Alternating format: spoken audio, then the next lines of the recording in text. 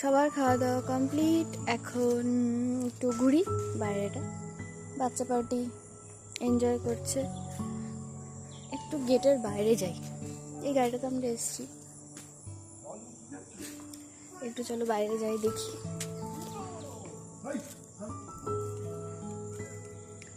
এই যে আমাদের রিসর্টের বাইরেটা, জঙ্গলই চারিদিকে, মানে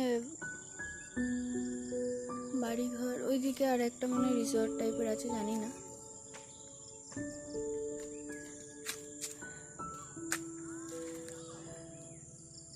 এখান থেকে মার্কেট ফার্কেট অনেক দূরে, অনেকটা যেতে হয়। আমি যাইনি, মানে শুনলাম যারা গেছে।